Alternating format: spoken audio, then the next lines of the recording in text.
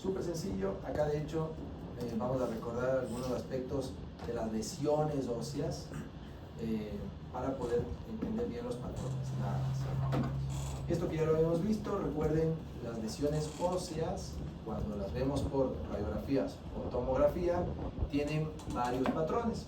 Pueden ser lesiones geográficas, que se refieren a aquellas alteraciones de la arquitectura ósea que se pueden delimitar, o sea, que son una sola y que se puede delimitar, eso es una lesión geográfica, las cuales vamos a clasificarlas dependiendo de cómo está el borde. Si el borde es escleroso, bien definido y escleroso, es decir, con hueso, formación de hueso adyacente, ese es un tipo 1A. Como permiten que se forme hueso, o sea, la lesión permite que se forme hueso adyacente, son generalmente benignas, ya que no son agresivas y son de crecimiento muy medio. De ahí tienes las lesiones que no tienen un borde escleroso, pero de todas formas el borde es bien definido, son lesiones tipo 1B.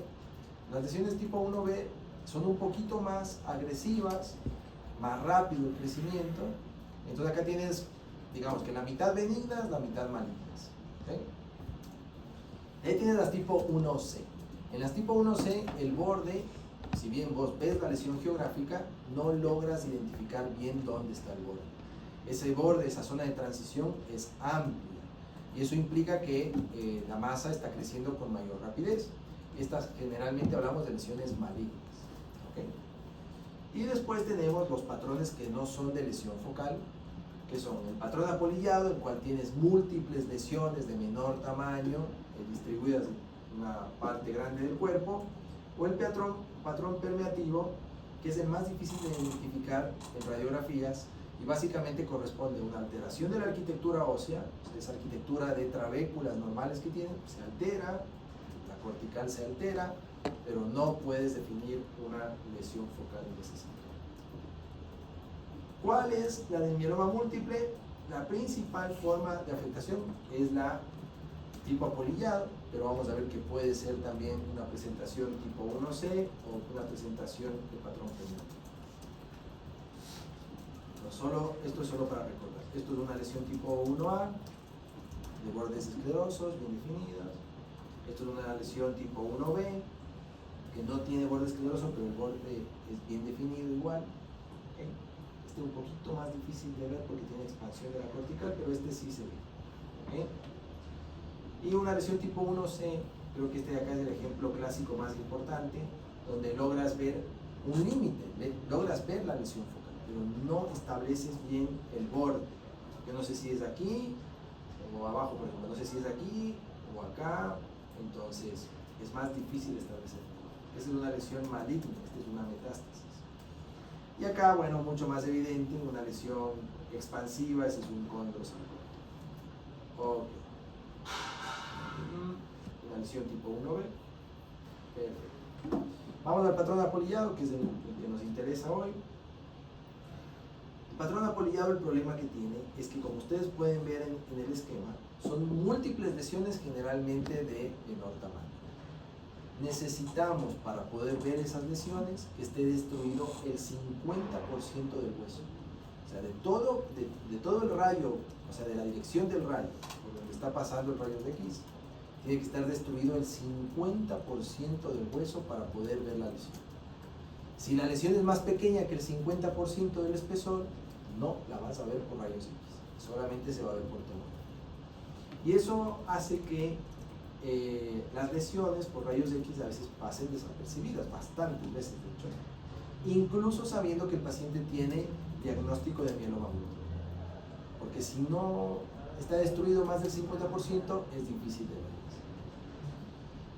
Hay un estudio que se hacía antes, y espero que ya no se haga mucho actualmente, que se llama serie ósea metastásica. La serie ósea metastásica es un grupo de radiografías que se suelen hacer en pacientes con mieloma múltiple para más o menos estadificar, saber cuáles son los sitios de afectación. Cada radiografía tiene un costo más o menos de unos $30. Entonces, cuando vos haces una radiografía de tórax versus una tomografía de tórax que cuesta 100, hay una diferencia, ¿cierto? Pero si yo te pido radiografías de todo el cuerpo, cráneo, cabeza, cuello, brazos, antebrazos, muñecas, entonces, y de ambos lados, claramente el costo va a aumentar bastante.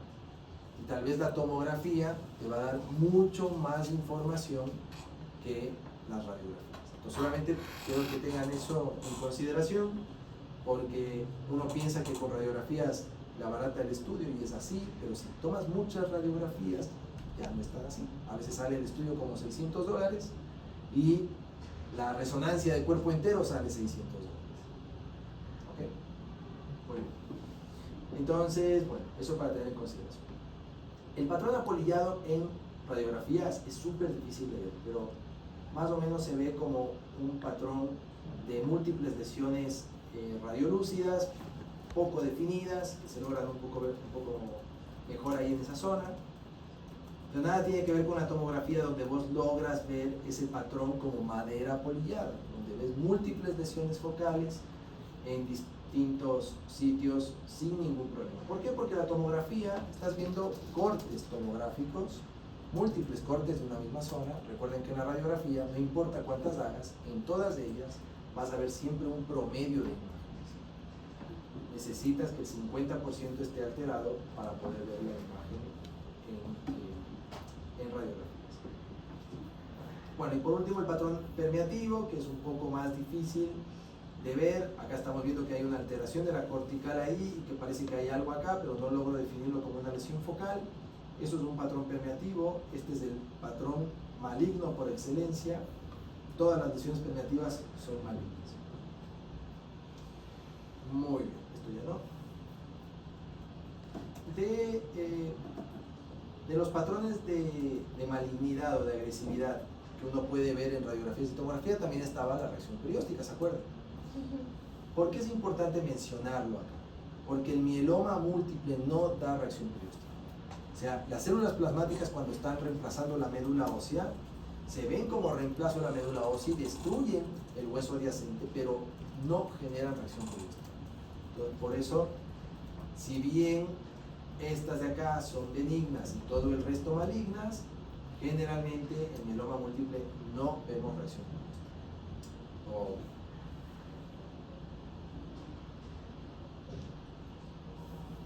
Recuerden que bueno, en la localización uno puede dividirlo en varias cosas. Primero, en el esqueleto, ¿dónde estás? Y ahí sí es importante, porque el mieloma múltiple se va a dar principalmente en el esqueleto axial y en la parte proximal del esqueleto apendicular, es decir, en fémures y en húmeros, pero no tanto en muñecas, en tobillos. Cuando ya ves una distribución distal es porque el compromiso es muy severo.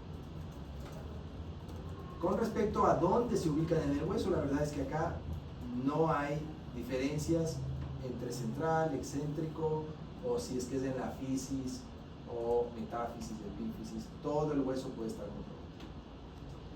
Muy bien. Recuerden que por la edad y dependiendo de la localización y las características de la matriz, uno puede más o menos ir diferenciando entre todas las lesiones óseas, pero sí termina siendo algo un poco complicado. Lo importante es que siempre que yo tengo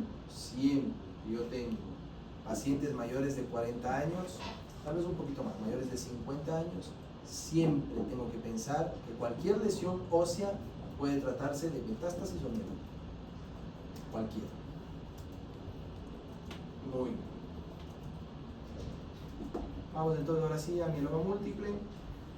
Acá ustedes saben, son células plasmáticas que están reemplazando un área de la médula ósea, y por eso cuando hacemos biopsia de la médula, lo que necesitas ver es que hay ese 10% de células plasmáticas de una estirpe en un sector.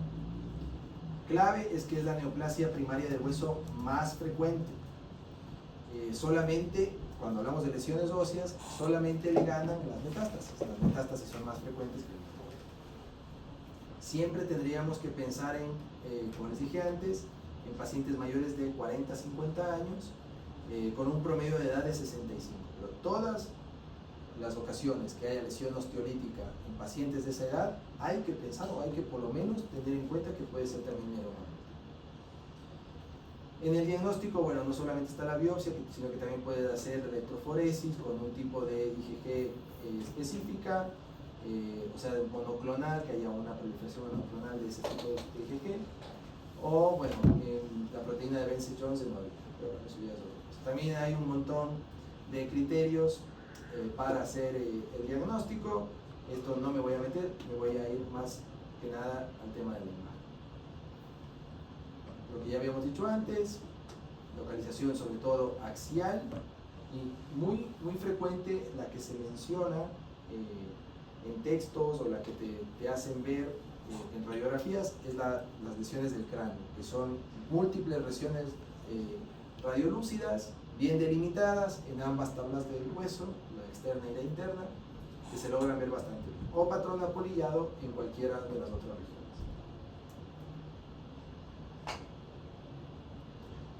¿Qué otras cosas son importantes? Esto es importante.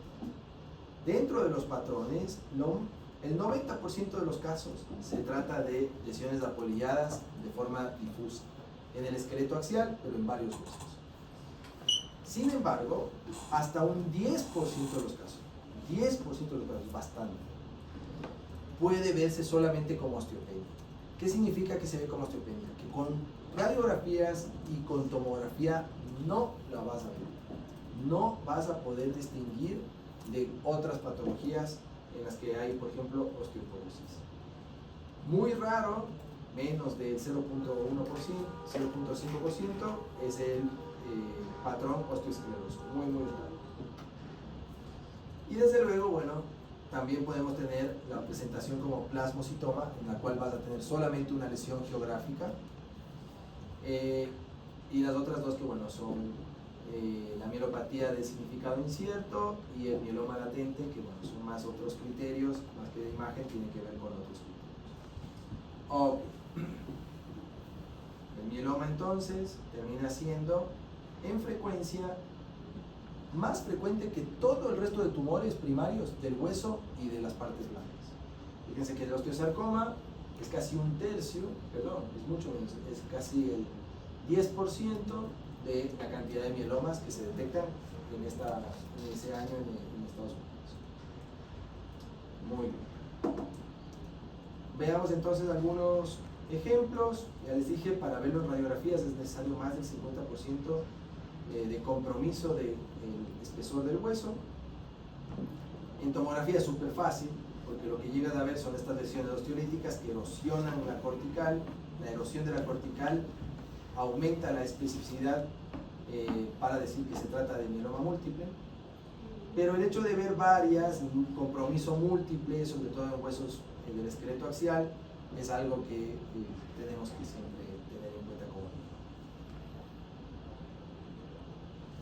En huesos largos es un poco más difícil, incluso en tomografía. Fíjense, esto de acá es una tomografía, donde lo que tienes que ver son estas áreas de reemplazo de la médula ósea normal y eventualmente ver este tipo de lesiones donde hay erosión de la cortical. La erosión de la cortical se convierte en uno de los mejores aliados, fíjense ahí,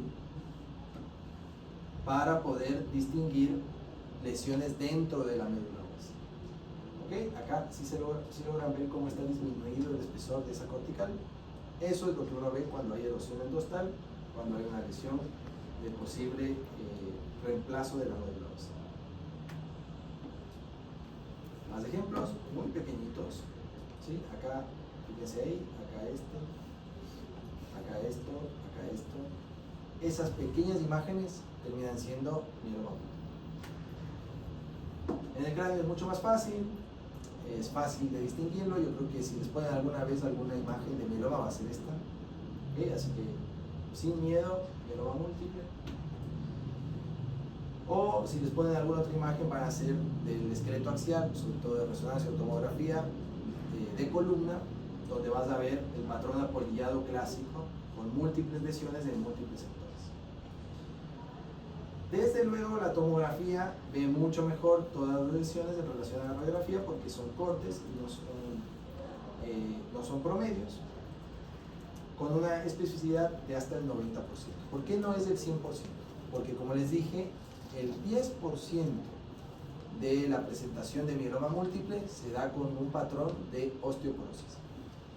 Si vos tienes solamente osteoporosis, en tomografía no vas a ver nada, solo disminución de la densidad ósea y no vas a poder ver las lesiones como tal. Sin embargo, el patrón apolillado es el más frecuente y el que se asocia más que nada a mieloma porque el otro es indeterminado. En resonancia magnética, ¿qué es lo que vamos a ver? Vamos a ver reemplazo de la médula ósea. La médula ósea amarilla, ¿cómo debería verse? ¿Sí? ¿Cómo debería verse tú? ¿Qué? Hiperintenso.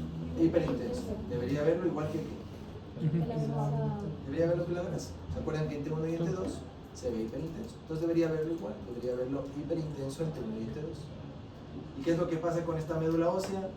Que se ve negra. No solamente se ve negra, sino que además se ven lesiones expansivas. Fíjense acá, esta imagen es clave, esta imagen de aquí, donde vos ves abombamiento del cuerpo vertebral hacia la región posterior.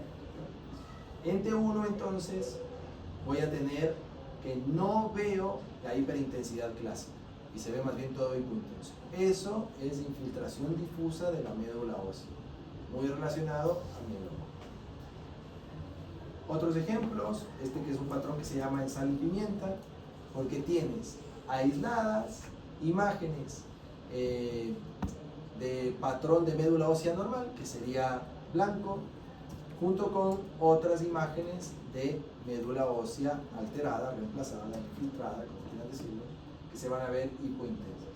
Entonces, ese patrón es menos frecuente, pero también se logra ver en mieloma múltiple. Pero no es específico de mieloma. No es específico. Patrón en sal y pimienta no es específico de mieloma, pero sí se ve con cierta frecuencia en mieloma. Otro caso, bueno, esta de acá, ¿qué secuencia es?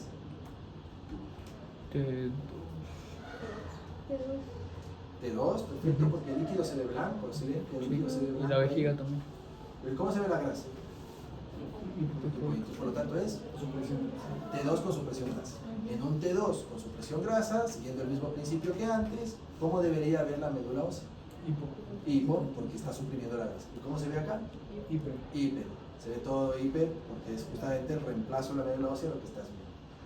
La combinación entre secuencias T1 y secuencias T2 supresión grasa es lo que me permite ver mejor las alteraciones de la médula ósea. Muy bien. Bueno, esto es otra de las cosas que también es importante, y es que en tomografía yo suelo ver las lesiones del hueso. O sea, yo veo la lesión osteolítica, veo que incluso hay erosión endostal, pero no veo muy bien las lesiones del tejido blando. Y a veces las lesiones del tejido blando son más extensas que las lesiones del hueso, que se van a ver muy bien en cambio con resonancia magnética. Entonces, si yo tengo que elegir entre hacer una estadificación con resonancia o con tomografía, siempre voy a elegir resonancia magnética, porque se va a ver mucho mejor las áreas de afectación. Pero tienes otro participante acá, y es el PET-CT. Y el PET-CT entonces se convierte actualmente en la mejor herramienta para la valoración del mieloma múltiple. Porque vos no solamente quieres saber dónde están las lesiones, que es importante, sino ver cómo se comportan con el tiempo, con el tratamiento. Y para eso el PET-CT le gana por mucho a las otras, imágenes. Porque acá vos vas a ver también cómo está funcionando esa lesión. Bueno, este es un plasmocitoma, es una lesión aislada, como lesión focal. El plasmocitoma se puede ver así también, como un área, si ven que hay una lesión ahí que está disminuyendo el espesor de la cortical, pero podría ser una metástasis, por ejemplo, podría ser un osteosarcoma, podría ser eso. Entonces es como que es difícil de diferenciarlo del resto de lesiones. Lo mismo ahí, erosión del hueso con destrucción de la cortical. Lo mismo acá. Fíjense cómo se comporta igual que lo que habíamos visto antes, y es que desplaza hacia atrás, engloba hacia atrás al muro posterior. Eso es clásico de la lesión focal en la vértebra. Aquí otro ejemplo, una lesión focal destruyendo ese arco costal. Pero a lo que quería llegar es en el tema del PET-CT. No solamente te permite ver dónde están las lesiones, sino que te permite ver esto. Te permite ver con el tratamiento si hay mejoría o no.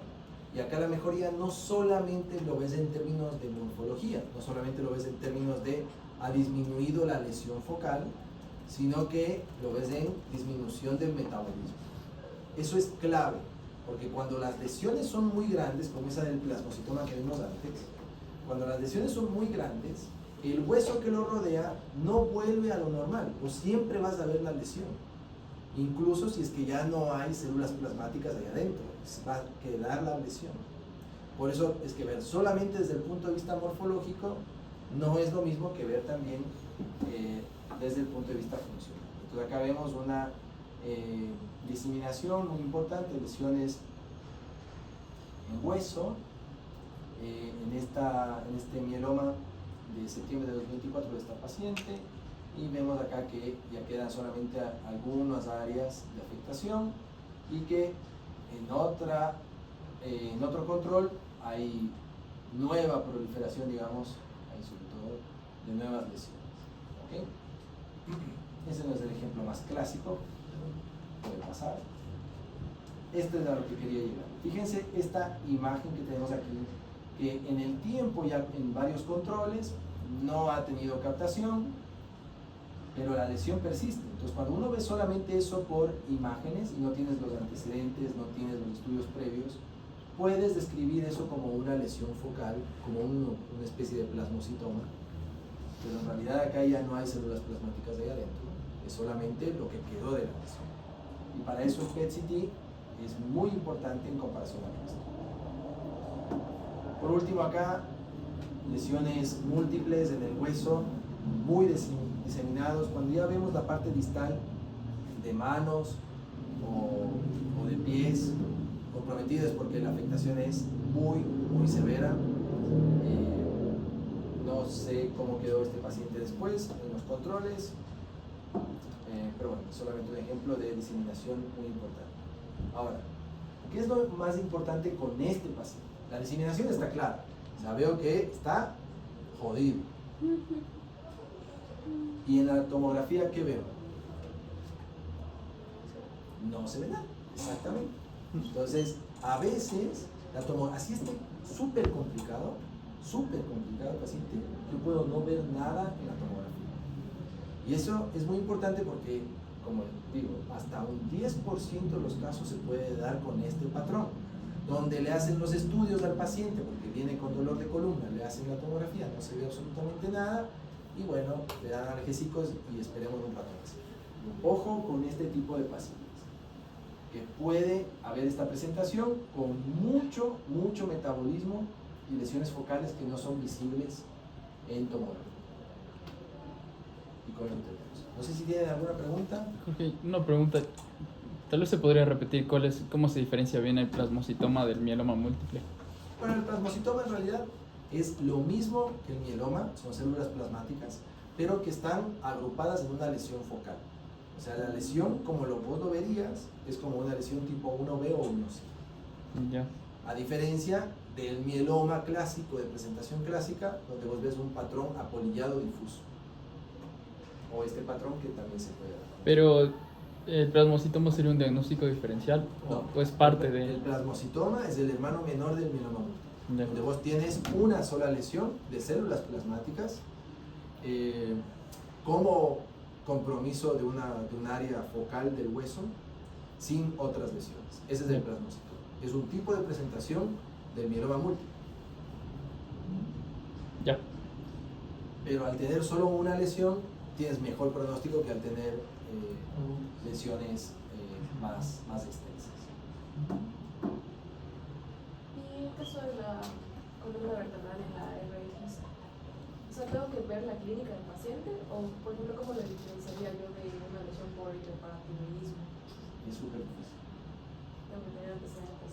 Es súper difícil diferenciar. Bueno, el patrón apolillado es clásico del mieloma múltiple. El patrón apolillado no es clásico del hiperparatiroidismo. El hiperparatiroidismo te da áreas de disminución de la densidad ósea que pueden ser y simular un patrón ampliado, pero no tan evidente como en esto. Entonces en la radiografía es difícil diferenciarlos, pero en la tomografía sí que vas a ver diferencias, porque en la una vas a ver verdaderas lesiones focales, con expansión de la cortical, con erosión de la cortical, y en la otra no. En la otra vas a ver áreas de disminución de la densidad ósea, pero sin expansión ni erosión de la cortical. ¿Okay? Por resonancia magnética mucho más fácil, porque el hiperparatiroidismo lo único que hace es disminuirte la cantidad de hueso que tienes en un área. Y en cambio, la resonancia lo que valora no es el hueso, es la médula ósea. La médula ósea en el hiperparatiroidismo no está reemplazada, sigue siendo médula ósea roja o amarilla.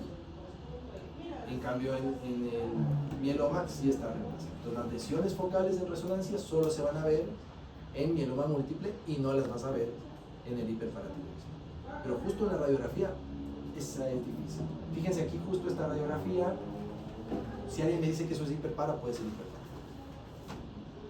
Porque ves áreas de disminución de la densidad ósea, ves incluso algunos cuerpos vertebrales que están medios aplastados. O sea, esa puede ser una imagen de hiperparatiroidismo. Pero en los otros métodos ya tienes más certeza. No sé si tiene alguna otra pregunta. Listo, eso es todo entonces. Entonces la próxima clase sí prueba. De lo que hemos visto nada más.